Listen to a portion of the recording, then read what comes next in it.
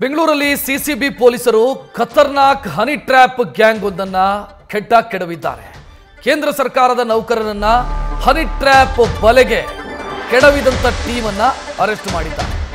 ಕೇಂದ್ರ ಸರ್ಕಾರದ ನೌಕರನಿಂದ 2.5 ಕೋಟಿ ರೂಪಾಯಿ ವಸೂಲಿ ಮಾಡಿದೆ ಈ ಖತರ್ನಾಕ್ ಟೀಮ್. ಸಿಸಿಬಿ ಪೊಲೀಸರು ಕಾರ್ಯಾಚರಣೆ ನಡೆಸಿ ಇವರನ್ನ ಅರೆಸ್ಟ್ ಮಾಡಿದ್ದಾರೆ. ಬೆಂಗಳೂರಿನ ಆರ್ಟಿ ನಗರದ ಗ್ಯಾಂಗ್ ಇದು. ತಬುಸ್ಸಂ ಬೇಗಂ, ಅಜೀಂ ಮತ್ತು ಅಭಿಷೇಕ್ ಬಂಧನಕ್ಕೊಳಗಾದಂತ ಹನಿ ಟ್ರ್ಯಾಪ್ ಟೀಮ್ನ ಸದಸ್ಯರು. ಈ ಬಗ್ಗೆ ಹೆಚ್ಚಿನ ಡೀಟೇಲ್ ನೀಡೋದಕ್ಕೆ ನಮ್ಮ ಪ್ರತಿನಿಧಿ ಸಂದೇಶ್ ನೇರ ಸಂಪರ್ಕದಲ್ಲಿ. ಸಂದೇಶ್, ಸಿಸಿಬಿ ಕಾರ್ಯಾಚರಣೆ ಯಾವ ರೀತಿ ನಡೆಯಿತು ಮತ್ತು ಇವರು ಯಾವ ರೀತಿ ಗಾಳ ಹಾಕ್ತಾ ಇದ್ರು? ರಕ್ಷತ್, ಈಗ ಸಿಸಿಬಿ ಅಧಿಕಾರಿಗಳು ಏನು 4 ಹನಿ ಟ್ರ್ಯಾಪ್ ಗ್ಯಾಂಗ್ ಅನ್ನು ಬಂಧಿಸಿದ್ದಾರೆ. ಅಂದ್ರೆ ಹನಿ ಟ್ರ್ಯಾಪ್ ಮಾಡಿಸಿದಂತಹ ಆರೋಪಿಗಳನ್ನ ಬಂಧನ ಮಾಡಿದ್ದಾರೆ. ಇದರಲ್ಲಿ ಪ್ರಮುಖವಾಗಿರುವಂತದ್ದು ತಬ್ಸುಮ್ ಬೇಗಂ ಏನಿದ್ದಾಳೆ, ಈಕೆಯ ಮುಖಾಂತರವಾಗಿ ಉಳಿದಂತ ಆರೋಪಿಗಳು, ಅದು ಅಭಿಷೇಕ್ ಆಗಿರ್ಬೋದು, ಅಜೀಮ್ ಆಗಿರ್ಬೋದು, ಜೊತೆಗೆ ಆನಂದ್ ಅನ್ನೋ ವ್ಯಕ್ತಿ ಏನಿದ್ದಾರೆ ಇವರಾಗಿರ್ಬೋದು, ಇವರೆಲ್ಲರೂ ಕೂಡ ತಬ್ಸುಮ್ ಏನಿದ್ದಾಳೆ ತಬ್ಸುಮ್ ಅನ್ನ ಇಟ್ಕೊಂಡು ಸಾಕಷ್ಟು ಜನರಿಗೆ ಹನಿ ಟ್ರ್ಯಾಪ್ ಅನ್ನ ಮಾಡ್ತಾ ಇದ್ರು ಅನ್ನೋದು ಈಗ ಬಂಧನದ ಬಳಿಕ ಗೊತ್ತಾಗ್ತಾ ಇದೆ. ಅಂದ್ರೆ ಈ ಒಂದು ಪ್ರಕರಣದ ಹಿನ್ನೆಲೆಯನ್ನ ನಾವು ನೋಡೋದಾದ್ರೆ ಸುಮಾರು 2021ರಲ್ಲಿ ಆರ್ಟಿ ನಗರದಲ್ಲಿ ಜಿಮ್ಗೆ ಹೇಳ್ತಾ ಇರ್ತಾರೆ. ಅಂದ್ರೆ ಮೊದಲಿಗೆ ಏನು ಪುರುಷ ಆರೋಪಿಗಳಿದ್ದಾರೆ, ಆರೋಪಿಗಳು ಜಿಮ್ಗೆ ಹೋಗೋದಕ್ಕೆ ಶುರು ಮಾಡ್ತಾರೆ.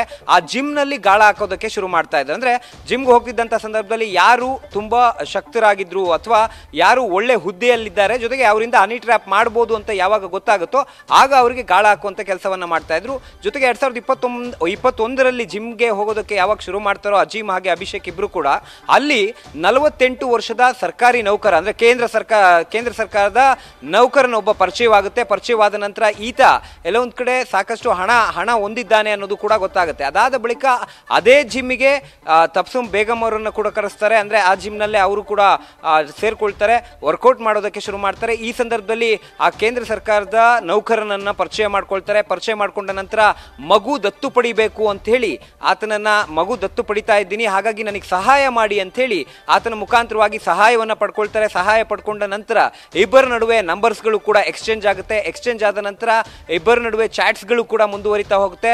ಚಾಟ್ಸ್ ಮುಂದುವರಿತಾ ಇದ್ದಂತೆ ಖಾಸಗಿ ಫೋಟೋಗಳನ್ನ ಸಾಕಷ್ಟು ಇಬ್ರು ಕೂಡ ಎಕ್ಸ್ಚೇಂಜ್ ಅನ್ನ ಮಾಡ್ಕೊಳ್ತಾರೆ. ಅಂದ್ರೆ ಮೊದಲಿಗೆ ಈಕೆ ಸಾಕಷ್ಟು ಖಾಸಗಿ ವಿಡಿಯೋಗಳನ್ನ ಆತನಿಗೆ ಕಳಿಸಿರ್ತಾರೆ. ಅದಾದ ನಂತರ ವಿಡಿಯೋ ಕಾಲ್ ನಲ್ಲಿ ಮಾತನಾಡೋದಕ್ಕೆ ಶುರು ಮಾಡ್ತಾರೆ.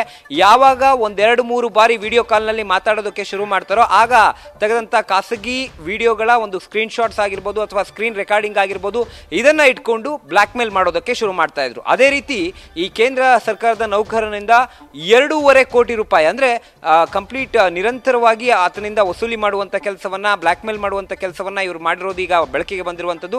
2021ರಿಂದ ಇಲ್ಲಿಯವರೆಗೂ ಕೂಡ 2.5 ಕೋಟಿ ರೂಪಾಯಿ ಹಣವನ್ನ ವಸೂಲಿ ಮಾಡಿರ್ತಾರೆ. ವಸೂಲಿ ಮಾಡಿದ ನಂತರ ಯಾವಾಗ ಪದೇ ಪದೇ ಹಣ ಕೇಳೋದಕ್ಕೆ ಶುರು ಮಾಡ್ತಾರೋ ಆ ಆರೋಪಿಗಳ ಒಂದು ಹಣದ ದಾಹಕ್ಕೆ ಬೇಸತ್ತು ನೇರವಾಗಿ ಸಂತ್ರಸ್ತ ಸಿಸಿಬಿ ಅಧಿಕಾರಿಗಳಿಗೆ ದೂರನ್ನ ಕೊಡ್ತಾರೆ. ಅಂದ್ರೆ 3 ವರ್ಷಗಳ ನಂತರ ದೂರನ್ನ ಕೊಡ್ತಾರೆ.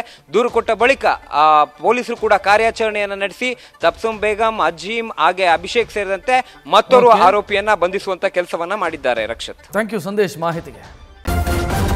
ನ್ಯೂಸ್ ಫಸ್ಟ್ ನಿರ್ಭೀತಿಯಿಂದ ನಿಮ್ಮ ಪರವಾಗಿ.